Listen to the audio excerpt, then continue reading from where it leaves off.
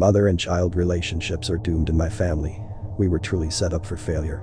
A lot of people in my family claim that this is due to a curse that was put upon the women in the family ages ago. No one can decide on the reason for the curse, which I guess is not of utmost importance now anyway. Many women have taken extreme steps to avoid becoming pregnant, and some have even run away from the land, never to be seen again. I once heard a rumor that there are some kind of magical doctors on the outside who can stop them from ever becoming pregnant. But the chances of escape are slim, and I would not want to risk being caught trying to leave. So, I take my chances. My own mother hates me. She only talks to me if absolutely necessary, and spends most of her time locked up in the downstairs bedroom. I have no idea what she does in there. My father doesn't really care either, but does the bare minimum in terms of parental duties. This is the way that most people grow up in the family. In school, we are taught why most of our moms are the way that they are, although it is not taught in detail. Once we reach a certain age, however, we are able to have a front row seat to a birth. It is supposed to prepare us for our time, as well as give us sympathy for our mothers. Shelby's older sister Gia got to witness a birth 2 years ago. We tried to get her to tell us what she saw, but every time we asked she got irate and yelled at us to leave her the fuck alone. Shelby told me that Gia stayed in her room for almost an entire week and refused to come out. She said that she could hear Gia crying in the odd hours of the night, sobbing loudly as if she was afraid of something. This only made us more curious, but we were banned from hanging out at Shelby's place for months, so we never got the chance to ask Gia to tell us what she saw ever again. Whatever it is that they witness must be scarring though, as this seems to be the case with most of the other girls in the family. After they witness a birth, they almost become a recluse. They hide away in their rooms for days, refusing to interact with others. They are also assigned a care nurse, who checks in on them a few times a day. They started doing this when a lot of the girls began to kill themselves after witnessing a birth. They said the casualties after the viewings were too high, and if this kept up, there would soon be no more women left to grow our family. A year ago, our neighbor's oldest daughter became pregnant. I remember when the whole neighborhood was talking about the news. I also remember one night, a few months later, when I woke up to hear shouting and yelling. I had gotten out of bed and walked over to the window so that I could peer out through the broken blinds in my bedroom. I saw the neighbor's daughter, whose name I later found out was Trinity, crawling towards the street, her swollen pregnant belly hanging below her, almost touching the ground. I watched as she moved across the floor as if she was injured, while she sobbed and wailed. Soon after, her father and sisters came out after her, shouting for her to come back. She ignored them and continued to move, attempting to stand up. They got to her first though, and picked her up, dragging her back towards the house. I kept watching as she stood up and began walking normally, which prompted them to let go of her. As soon as they did, she fell forward, holding her arms behind her, and landed directly on her stomach. I flinched when I saw her body land on the ground. I swear that I could almost hear the sound of crunching bones and organs when she fell, and a wave of nausea hit me as I watched her lay there on the floor. Her sisters and father stood there, in shock, until one of them shouted for another to call a doctor. At the sound of this, Trinity pushed her hands underneath herself to lift up her chest, and then proceeded to slam her head down on the ground over and over, while her sisters tried to stop her. I stopped watching after that, and I crawled back into bed. My hands were frigid as I lay there, listening to Trinity's family outside as they shouted and cried. I learned that she was dead the following morning. People kept saying she fell and had a freak accident. I, of course, knew the truth, but I told none. I sat in the small birthing building on the morning of my 18th birthday and thought about all of this. It was my turn to witness a birth, and I sat in the uncomfortable chairs along with 10 other girls. I was nervous about what I might see, and I found myself repeatedly wiping my sweaty palms on my dress.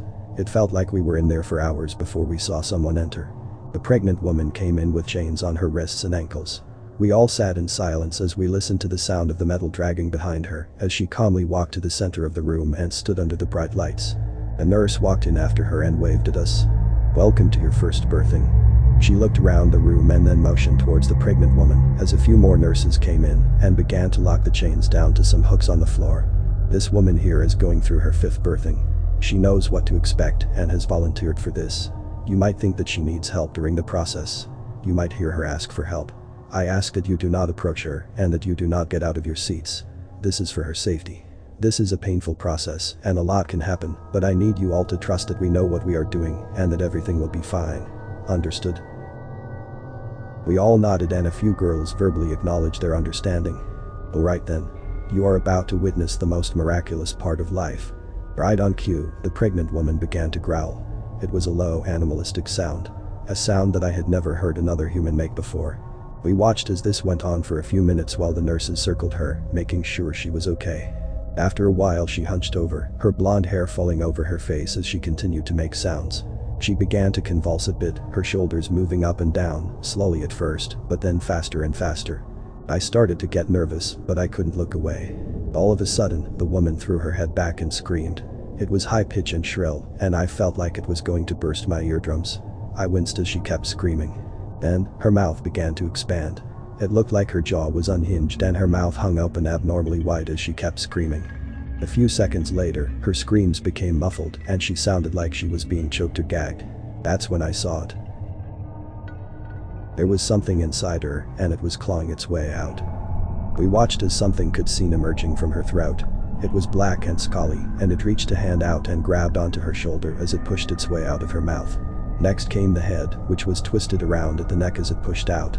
It straightened back up once it was fully out and turned to look at us. It had no face, no features at all, and yet somehow, I could feel it looking at us. I looked around at the other girls and noticed that most of them had stopped watching. I couldn't bring myself to stop looking, so I turned back around to face the woman giving birth. The thing was almost all the way out of her at that point, and it finally came out with a sickening plop as it fell to the floor. It stood on its two back legs, using its arms to support itself, kind of like how a gorilla would stand. I watched as the woman let out one more croak before she fell backward onto the floor. The thing that came out of her stumbled around, leaving a trail of brown goo as it moved. It scanned the crowd as if it was memorizing our faces, and I felt my palms begin to sweat. After a few minutes, it stood upright and let out the loudest roar that I had ever heard before it fell to the ground and began violently convulsing. We watched as it twitched around the floor for a while before it began to spasm even more, jumping a few feet into the air before falling back to the ground. It did that a few times, and I began to notice it shrinking each time it shot up into the air. After a while, it wiggled around and the skin changed from black scales to normal human skin.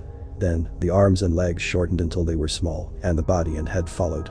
Finally, it was done and we stood up to look at it. It was now a regular baby. A nurse approached it and picked up the baby, wrapping it in a blanket and walking it over to us. She handed it off to one of the girls, and they began to pass the baby around.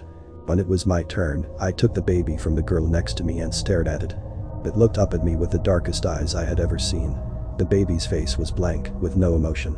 No joy, no tears, nothing. I stared at it a bit longer, wondering how this came from the creature that we had just seen minutes ago. While I thought about this, trying to comprehend the horror I had witnessed, I couldn't help but hear a small voice in my head commenting on how it was the cutest baby I had ever seen.